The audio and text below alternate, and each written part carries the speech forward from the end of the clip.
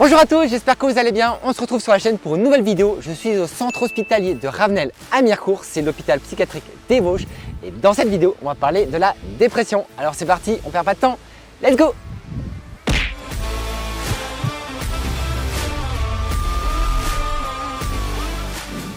Voilà, donc je me retrouve à nous avec le docteur Ati. On avait déjà fait une vidéo ensemble. Je te laisse te présenter. Salut FX, moi je suis le docteur Ati Younes, je travaille à l'hôpital psychiatrique depuis maintenant une dizaine d'années. Voilà, et donc là on est à l'extérieur du bâtiment. D'ailleurs si durant la vidéo, je vous préviens tout de suite, vous entendez des bruits de moutons, c'est tout à fait normal parce que y a les moutons à côté de ça qui broutent et qui sont un peu les tondeuses naturelles du centre psychiatrique. Voilà. Eh ben c'est pratique. Ouais, exactement. Alors dans cette vidéo, on va parler de la dépression. Est-ce que déjà tu peux me donner la définition de la dépression? Eh ben, la dépression, ce que c'est un dérèglement de l'humeur. Ouais. Donc la dépression, comme la plupart des gens le savent déjà, c'est le fait de présenter un moral triste, une humeur triste avec une perte d'énergie ou une perte d'élan vital, un abattement global. Et est-ce qu'il y a des facteurs de risque? C'est-à-dire qu'est-ce qu'on a des facteurs qui favorisent l'apparition de la dépression? Les facteurs de risque, c'est le fait d'avoir une histoire de vie compliquée, vous savez, émaillée de traumatismes, d'agressions, etc. Le fait de présenter des addictions, que ce soit le tabac, l'alcool, des substances toxiques, le fait de vivre des événements de vie négatifs, alors tout ce qui est deuil, séparation, conflit familial, conflit professionnel. Licenciement. Toutes les histoires de vie difficiles, ça favorise en fait la dépression. Tout ce qui pourrait entraîner une crise de vie en fait. Et est-ce que on peut faire une dépression à n'importe quel âge? C'est-à-dire est-ce que les enfants peuvent faire des dépressions? Est-ce que les personnes âgées peuvent faire des dépressions? Alors la grande majorité, c'est les gens entre 35 peut-être et 45 ans. Mais la dépression existe bien sûr chez l'enfant, chez la personne âgée, et chaque fois avec des caractéristiques particulières. D'accord, ok. Et au final, quels sont les symptômes de dépression? Parce qu'il y a peut-être des gens qui regardent et qui se disent peut-être que là, moi, je suis en train de faire une dépression. Est-ce que tu pourrais nous dire un petit peu quels sont ces symptômes? Et les symptômes principaux, c'est effectivement le fait de présenter parfois justement une humeur triste. Oui. Ça peut être aussi un ralentissement global. Le fait de ne plus ressentir l'envie de faire des choses, la perte d'initiative, des troubles du sommeil, des troubles de l'appétit. C'est-à-dire qu'on dort plus, c'est ça? Ou on dort plus ou les deux moins sont possibles. Ça peut être autant les insomnies que ce qu'on appelle une hypersomnie, le fait de dormir plus, le fait d'avoir des difficultés à se lever du lit, de désinvestir toutes les activités de la vie quotidienne, le fait de se laver devient compliqué, le fait de partir au travail, le fait de s'isoler, etc. Il y a peut-être aussi le côté un peu répété, parce que j'imagine ça peut arriver des fois, voilà, c'est lundi matin, on n'a pas trop le moral, etc. Mais c'est quelque chose qui se persiste dans le temps ou qui se répète, c'est ça? Ça peut prendre la forme d'un épuisement. Alors l'épuisement va s'associer justement avec des activités qui seront beaucoup plus restreintes et on se retrouve régulièrement à refaire les mêmes choses et ça va contribuer à cet épuisement-là. D'accord, ok. Et j'imagine le risque c'est de tomber dans des addictions comme l'alcool par exemple ou d'autres types d'addictions? C'est une comorbidité fréquente. Et si jamais, imagine, on a également un de ses proches, on constate que dans notre entourage il y a notre père ou notre frère ou notre enfant qui présente ces symptômes-là, qu'est-ce qu'on peut faire éventuellement? La priorité c'est d'alerter. C'est si possible de convaincre justement le patient de consulter, que ce soit au centre médico-psychologique ou aux urgences, pour l'aider à rentrer dans un système de soins. D'accord. Et si c'est soi-même, comme on disait, est-ce qu'il faut aller obligatoirement aux urgences? Pas forcément dans un premier temps, s'il n'y a pas de signe de gravité. On peut se rendre chez son médecin généraliste ou au centre médico-psychologique en prenant un rendez-vous. Voilà, donc le CMP, il y en a à peu près dans beaucoup de villes, en tout cas en France, et c'est à peu près ouvert normalement à peu près aux heures ouvrables. Il y a souvent une oreille au moins qui est attentive et qui peut rechercher un peu ces signes de dépression ou pas. C'est ça, au centre médico-psychologique, il peut y avoir des temps d'accueil, c'est-à-dire un infirmier en général qui vous rencontre si vous vous présentez, même si c'est toujours mieux de passer un coup de fil avant. Et je rebondis juste avant, tu as dit s'il n'y a pas de signe de gravité, et au final, quels sont les signes de gravité? Quand est-ce qu'on a vraiment s'inquiéter et qu'en gros, c'est mieux d'aller aux urgences? Le signe de gravité majeur, c'est bien sûr les idées noires, les idées suicidaires. La durée de la dépression fait que parfois, il peut y avoir des répercussions, notamment s'il y a des troubles de l'appétit, des troubles du sommeil. Ok. Et au niveau de la dépression, il faut savoir que j'ai déjà entendu moi aux urgences des gens qui disaient qu'ils avaient peur en fait de mettre en avant, de mettre un terme dépression parce qu'ils avaient peur de prendre des médicaments. Est-ce que lorsqu'on voit un psychiatre et qu'on débute une prise en charge pour une dépression, on est systématiquement mis sous antidépresseurs? La prise en charge par antidépresseur, par traitement médicamenteux n'est pas systématique. Normalement, la prise en charge d'une dépression, c'est d'abord la psychothérapie.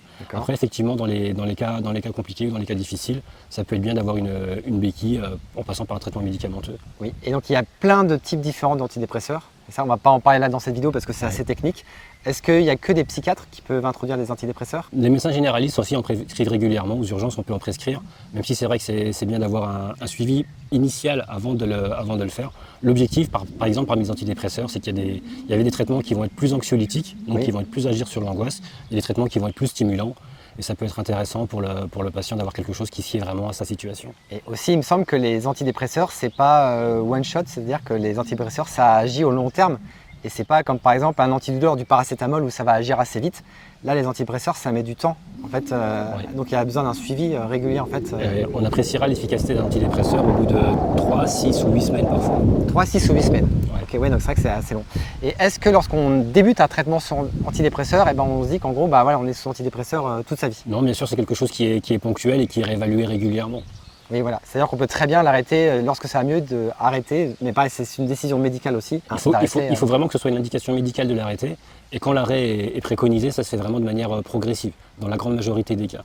C'est pareil, il peut y avoir des sevrages aux antidépresseurs, donc l'arrêt est vraiment réglementé également. Ok, d'accord. Et donc un autre élément aussi, Younes, c'est qu'au niveau des dépressions, il y a différentes classifications de dépression. Donc on ne va pas rentrer dans ce détail dans les vidéos parce que c'est ultra complexe, mais il y a des dépressions qui sont plus ou moins graves, certaines qui nécessitent des hospitalisations, c'est ça? Oui, exactement. Parfois on a affaire, comme tu parles, de dépression parfois mélancolique.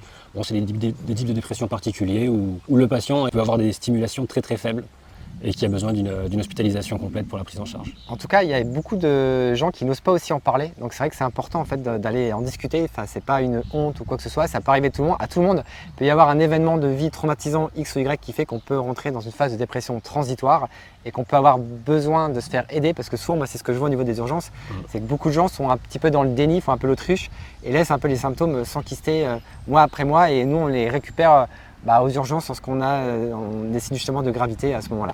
C'est un trouble qui est très très fréquent, c'est devenu vraiment un enjeu de santé publique, et on dit parfois qu'une personne sur 5 va présenter un épisode de dépression dans sa vie. Ah oui, quand même. Et c'est vrai que ça c'est assez important parce qu'on a l'impression que les gens très vite ont envie de se mettre aussi sous antidépresseurs, mais il y a toute cette phase importante avant de psychothérapie. Est-ce que tu peux en parler un petit peu plus? C'est important de développer ça, je pense. Toutes les psychothérapies peuvent, a priori, sont à même de prendre en charge la dépression. Ça va dépendre de l'orientation thérapeutique donnée par le psychiatre. Il y a des gens qui vont être plus thérapie cognitivo-comportementale, il y a des gens qui vont faire plus de la psychanalyse, il y a des gens qui vont faire plus de la thérapie brève. D'accord, donc c'est vrai que au final c'est assez complexe. On ne va pas tout détailler encore une fois dans cette vidéo, mais c'est important de comprendre que voilà, avant le passage par les médicaments, il y a une phase avant en fait où on essaye sans. Ouais. Et justement, on va peut-être profiter de cette vidéo-là. Est-ce que tu as peut-être des petits tips à donner, des petits conseils pour améliorer peut-être justement cette phase-là? Que faire quand on perçoit une dépression? On doit déjà rééquilibrer sa vie sociale, faire en sorte de faire plus d'activités pour rompre l'isolement. Il y a le fait de pratiquer des activités sportives, le fait de limiter les addictions, que ce soit le tabac, l'alcool, etc. Le fait d'avoir une alimentation saine et équilibrée. Le rythme de vie aussi? De respecter le rythme jour-nuit. C'est extrêmement important d'avoir un rythme de veille-sommeil qui devienne plutôt adapté. D'accord, ok. Et adopter un chat ou... Est-ce que les animaux peuvent aider aussi? Il y a la notion de médiation animale qui peut exister, et d'ailleurs on rencontre beaucoup de patients qui adoptent un chat ou un chien ou un cheval dans cette situation et pour lequel ça se passe très bien. D'accord, et puis là c'est vrai qu'en ce moment on n'a pas trop de beau temps, mais est-ce que si le soleil ça peut aussi améliorer un petit peu l'humeur et puis le fait de sortir, que ce soit l'immunothérapie ou le fait de sortir, ça va de toute manière engager des relations sociales à l'extérieur et il faut le privilégier, c'est bien. Ok, d'accord. Et pour terminer la vidéo, on avait justement fait une vidéo ensemble un peu sur les hospitalisations sous contrainte, c'est-à-dire que si éventuellement quelqu'un ne va vraiment pas bien, l'hospitalisation sous contrainte, donc de force, peut se discuter. Je vous remets le lien juste ici, si vous n'avez pas encore vu la vidéo, foncez la voir. Et est-ce qu'il y a un numéro éventuellement qui serait accessible? Il y a le numéro national de prévention du suicide, c'est le 3114 que chacun est libre d'appeler en tas de crise ou en tas de crise. Donc le 3114, c'est un numéro qui est gratuit et qui est 24h sur 24, 7 jours sur 7, où on peut du coup avoir une oreille aussi n'importe quelle heure. Parce qu'on sait qu'aussi les phases, comme tu disais, les phases de dépression, on est un peu vraiment dans le bas, dans le fond du trou, c'est plutôt la nuit. Donc là, on a quand même quelqu'un qui peut éventuellement discuter. On vous orientera puis on vous conseillera. Ok, et merci Younes, c'était vraiment super intéressant. N'hésitez pas à poser toutes vos questions en commentaire. On pourra faire d'autres vidéos, peut-être un peu plus poussées aussi sur la dépression si ça vous intéresse. Pensez à mettre le petit pouce pour me soutenir. Et moi je dis à la prochaine. Et encore merci Younes. Merci, à plus. Salut. Au revoir. Bon en vrai ils sont là, hein. Ils sont vraiment super gentils, il n'y a pas d'inquiétude. Hein.